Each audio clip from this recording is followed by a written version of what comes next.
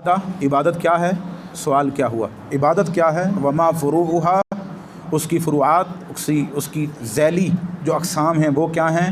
وحل مجموع الدین داخل فی العبادت ام لا، کیا دین مجموعی طور پر اس عبادت میں داخل ہے؟ نہیں. میں نے جیسے بتایا کہ ابن تیمیہ نے اس کا آگے جواب دیا ہے. کیا پورا دین اس عبادت کے زمرے میں، عبادت کی تعریف میں؟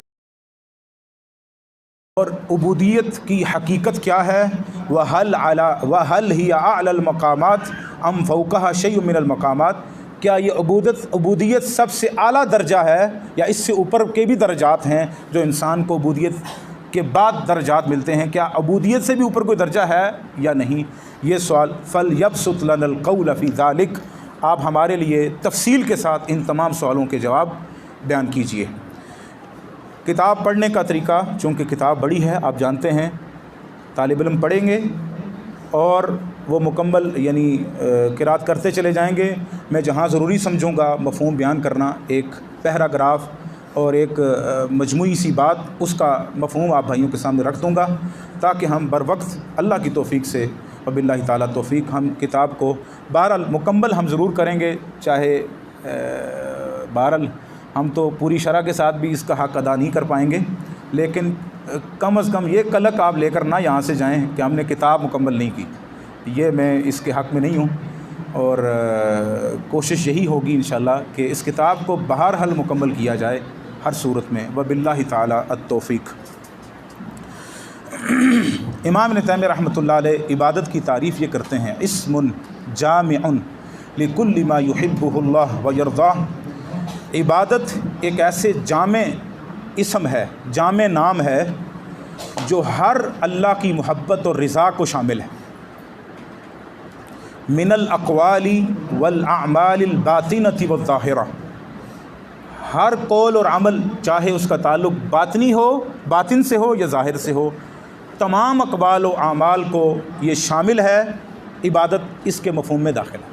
گویا ابن تیمیہ کا ماننا یہ ہے کہ عبادت پورا دین ہی عبادت ہے، پورا دین ہی، چاہے وہ فرائض ہوں، مستحبات ہوں، یا جو بھی عمل انسان دین سمجھ کر اللہ کی رضا اور خوشنودی سمجھ کر کرتا ہے وہ عبادت کے مفہوم میں داخل ہے.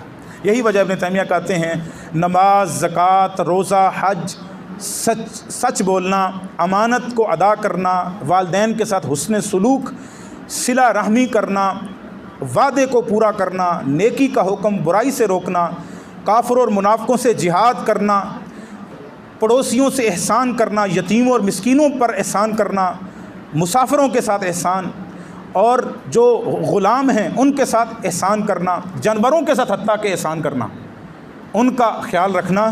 والدعاء والذکر والقراءۃ وامثال ذلک من العبادہ، یہ سب اعمال عبادت میں. اللہ اکبر. یہی اہل سنہ کے عقیدے کا تمیز ہے. یہ دل پر لکھیں یہ بات. اہل سنہ والجماع کے عقیدے کا یہ تمیز ہے، تمیز ممتاز عقیدہ ہے الحمدللہ. کیا کہ اہل سنہ کا عقیدہ توحید اور عمل ساتھ ساتھ ہیں. الایمان قول و عمل یزید بالطاعۃ و ینقص بالمعاصی. یہ اہل سنہ کے عقیدے کا امتیازی وصف ہے. وہ کیا کہ ان کے ہاں عقیدہ اور ایمان صرف زبان سے ادا کرنے کا نام نہیں ہے، بلکہ 3 ارکان ہیں، یا یوں کہیے 2 ارکان ہیں. الایمان قول و عمل، ایمان قول اور عمل کا نام ہے. قول زبان کا قول بھی اور دل کا قول بھی. اس لیے علماء نے لکھا ہے کہ زبان سے جو اقرار ہے اشہد ان لا الہ الا اللہ، اور دل کا قول کیا ہے؟ تصدیق. یہ دل کا قول ہے. اور عمل انسان کے اعضاء جیسے نماز، روزہ، زکوٰۃ، حج، یہ ایمان کے مفہوم میں داخل ہے. اور دل کا عمل اللہ کے لیے، اللہ سے محبت، اللہ سے رجا، اللہ سے امید، اللہ کا خوف، توکل، بھروسہ، انابت، رجوع الی اللہ، یہ دل کے اعمال ہیں جیسے اعضاء کے اعمال. لہٰذا زبان کے اعمال، اعضاء کے اعمال بھی اور دل کے اقوال اور اعمال بھی اس میں ایمان میں داخل ہیں. اور یہ اہل سنہ کے عقیدے میں بنیادی وصف ہے، جیسا کہ حدیث میں آتا ہے صحیح بخاری میں. نبی صلی اللہ علیہ وسلم نے کیا فرمایا؟ الایمان بضعۃ وستون شعبہ، بعض الفاظ میں 70 شعبہ. ایمان کے 60 یا 70 سے زیادہ درجات ہیں، اعلیٰ لا الہ الا اللہ و ادناہ اماطۃ الاذی عن الطریق۔ آپ حیران نہیں ہو جاتے؟ نبی صلی اللہ علیہ وسلم نے کلمہ طیبہ کو ایمان کا اعلیٰ درجہ قرار دیا، اور بظاہر جس کو ہم کچھ بھی نہیں سمجھتے، راستے سے تکلیف دہ چیز ہٹانا، اس کو بھی ایمان میں داخل کیا۔ اس لیے ابن تیمیہ، امام بخاری رحمۃ اللہ علیہ نے، آپ امام بخاری کی تو ایمانیات کی کو پوری کتاب اسی پر منحصر ہے کہ ایمان بڑھتا اور کم ہوتا ہے، اسی مفہوم کو ثابت کرنے کے لیے پوری کتاب لکھی ہے امام ابن تیمیہ رحمۃ اللہ علیہ۔ حالانکہ ایمانیات کو اور بہت سی اعتبارات سے سمجھایا جا سکتا تھا، لیکن امام بخاری رحمۃ اللہ علیہ نے الصلاۃ من الایمان، الزکوٰۃ من الایمان، اللہ اکبر، یعنی ایک ایک پہلو کو لے کر من الایمان من الایمان من الایمان قرار دیا۔ کیا معنی؟ یہ ثابت کرنے کے لیے کہ کوئی یہ مت سمجھے او خیر ہے جی، لوگوں سے کہا جائے نا کہ داڑھی آپ کیوں نہیں رکھتے، کہا اب چھوڑیں جی، داڑھی کیا کرنی ہے، اسلام میں داڑھی ہے، داڑھی میں اسلام تو نہیں۔ اصل میں یہ لوگ اس عقیدے کے حاملین ہیں کہ ان کے بڑے عمل کو ایمان کا حصہ ہی نہیں سمجھتے تھے، جب وہ تو عقیدے کے طور پر نہیں سمجھتے تھے۔ آج لوگوں کے ہاں عقیدہ یہ معروف تو نہیں ہے، لیکن اس عقیدے کا اتنا برا اثر ہوا کہ آج بڑے بڑے اعمال کو بھی لوگ چھوڑ کر بڑا ہی لائٹ لے کر اور بڑا ہی ہلکا لے کر، بالکل ہلکا پھلکا، اور خیر ہے جی یہ اسلام میں ہی ہے نا، خیر اس کو چھوڑنے سے سنت ہی تو ہے۔ اس لیے اہل سنہ کے عقائد کا الحمدللہ، آپ عقیدہ واسطیہ بھی پڑھیں ابن تیمیہ رحمہ اللہ کا، جہاں ایمانیات سے لے کر اخلاقیات کو بھی ایمان میں داخل کیا، آخر تک بر الوالدین، حتیٰ کہ صحابہ سے محبت، اولیاء کی کرامات پر ایمان، اور راستے سے چیزوں کا ہٹانا، سچ بولنا، امانت میں خیانت نہ کرنا، اس کو بھی ایمان میں شامل کیا۔ سکھایا اپنے ماننے والوں کو، اہل سنہ والجماعہ کی عوام کو بھی اور علماء کو بھی اور ماننے والوں کو بھی، کہ یہ مت سمجھ لینا کہ اشہد ان لا الہ الا اللہ پڑھ لیا تو بس کافی ہے، نہیں، عمل داخل ہے ایمان کے مسمیات میں۔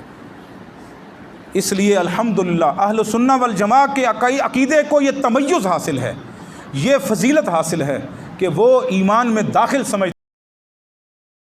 ابن تیمیہ رحمہ اللہ یہاں پہ بھی یہی سمجھا رہے ہیں کہ پورا دین ہی عبادت میں داخل ہے، پورا دین ہی، چاہے وہ نماز ہو، زکوٰۃ ہو، یا پڑوسیوں سے حسن سلوک ہو، یا سچائی ہو، یا امانت ہو، کچھ بھی ہو، یہ ایمان میں بھی داخل ہے اور عبادت میں بھی داخل ہے۔ وَكَذَلِكَ حُبُّ اللَّهِ وَرَسُولِهِ صلی اللہ، اللہ سے اور اس سے رسول سے محبت، اللہ کی خشیت، اس کی طرف انابت، دین میں اخلاص اور صبر اور نعمتوں پر شکر، اللہ کی قضاء پر جو ہے وہ رضامند ہو جانا، توکل اللہ پر بھروسہ رکھنا اور اللہ سے امیدیں لگانا، اللہ کے عذاب سے ڈرنا، اور اس طرح کی بہت سی چیزیں، یہ سب ایمان اور عبادت میں داخل ہے۔ اللہ، آپ نے سمجھا؟ یعنی عبادت کے مفہوم میں یہ سب داخل ہے ابن تیمیہ رحمہ اللہ کے نزدیک۔ وَذَلِكَ أَنَّ الْعِبَادَةَ لِلَّهِ هِيَ الْغَايَةُ الْمَحْبُوبَةُ لَهُ وَالْمَرْضِيَّةُ لَهُ الَّتِي خَلَقَ الْخَلْقَ لَهَا كَمَا قَالَ تَعَالَى وَمَا خَلَقْتُ الْجِنَّ وَالْإِنسَ إِلَّا لِيَعْبُدُونِ۔ گویا کہ یہ عبادت اصل انتہا اور غایت یہی ہے ایک مخلوق کی، انتہا مخلوق جہاں بھی چلی جائے اس کی انتہا کیا ہے کہ وہ عبادت گزار بنے گی، تو تب وہ مخلوق کہلائے گی، ورنہ محبوب نہیں ہے۔ اور سب سے محبوب ترین مشغلہ مخلوق کا وہ عبادت ہے، غایت بھی یہی عبادت ہے، انتہا بھی یہی عبادت ہے، اور سب سے محبوب وہ بھی یہی عبادت ہے، کیونکہ اللہ تعالیٰ نے، اسی لیے اللہ تعالیٰ نے تمام رسولوں نے اسی عبادت کی طرف دعوت دی، اور یک زبانی کلمات آپ دیکھ لیں، ایک جیسے کلمات، سورہ ہود پڑھیں، سورہ شعراء پڑھیں، اور اس سورہ قصص یا اس طرح کی دوسری جو صورتیں جس میں انبیاء اور رسولوں کے اکٹھے ذکر کیے گئے، سب کی یک زبانی دعوت آپ کو دکھائی دے گی۔ وہ کیا ہے؟ اعبدوا اللہ ما لکم من الہ غیرہ، اللہ کی عبادت کرو، اس کے سوا تمہارا کوئی الہ نہیں۔ جی ہاں، ہود علیہ السلام نے کیا؟ الی عاد اخاہم ہودا قال یا قوم اعبدوا اللہ ما لکم من الہ غیرہ۔ جی صالح علیہ السلام نے کیا کہا؟ الی ثمود اخاہم صالحا قال یا قوم اعبدوا اللہ ما لکم من الہ غیرہ۔ جی شعیب علیہ السلام نے کہا وَإِلَىٰ مَدْيَنَ أَخَاهُمْ شُعَيْبًا قَالَ يَا قَوْمِ اعْبُدُوا اللَّهَ مَا لَكُم مِّنْ إِلَٰهٍ غَيْرُهُ۔ جی وقال تعالى ولقد بعثنا في كل أمة رسولا أن يعبدوا الله واجتنبوا الطاغوت فمنهم من هدى الله ومنهم من حقت عليه الضلالة. لقد بعثنا فی کل امت رسولا ان اعبدوا اللہ واجتنبوا الطاغوت. سب کی یک زبانی دعوت تھی کہ اللہ کی عبادت کرو. جی. وقال تعالى وما أرسلنا من قبلك من رسول إلا نوحي إليه أنه لا إله إلا أنا فاعبدوني. جی جی جی. وقال تعالى إن هذه أمتكم أمة واحدة وأنا ربكم فاعبدون. انا ربکم فاعبدونی، میری ہی عبادت کرو. جی. كما قال في الآية الأخرى يا أيها الرسل كلوا من الطيبات واعملوا صالحا إني بما تعملون عليم. اللہ کے رسولوں کو بھی یہی حکم دیا کہ یہ مت سمجھیے کہ آپ کو رسول بنا کر بھیج دیا تو آپ نے دوسروں کو ہی عبادت کی دعوت. نہیں، آپ پر سب سے پہلے عبودیت کے اعلیٰ درجے پر آپ فائز ہیں، لہٰذا آپ بھی عبادت کریں گے، اور عبادت کا آپ کا کمال ہی عبادت ہے. یا ایھا الرسل کلوا من الطیبات واعملوا صالحا انی بما تعملون علیم وان هذه امتکم امۃ واعبد ربک حتی یأتیک الیقین. کہ اللہ کے رسول صلی اللہ علیہ وسلم کو بھی اسی کا آپ اس وقت تک عبادت کیجئے جب تک کہ آپ کو موت نہ آ جائے، اس وقت تک آپ عبادت کریں گے. اس کا یہ یقین کا معنی آگے ابن تیمیہ ذکر کریں گے جو صوفیہ کرتے ہیں. جی. وبذلك وصف ملائكته وأنبياءه فقال تعالى وله من في السماوات والأرض ومن عنده لا يستكبرون عن عبادته ولا يستحسرون يسبحون الليل والنهار لا يفترون. جو بھی ہے آسمانوں اور زمین میں اس کا وظیفہ ہی یہ ہے کہ وہ اللہ کی عبادت سے استکبار نہیں کرتے بلکہ اللہ کی عبادت میں لگے ہوں. جی. وقال تعالى إن الذين عند ربك لا يستكبرون عن عبادته ويسبحونه وله يسجدون. جی.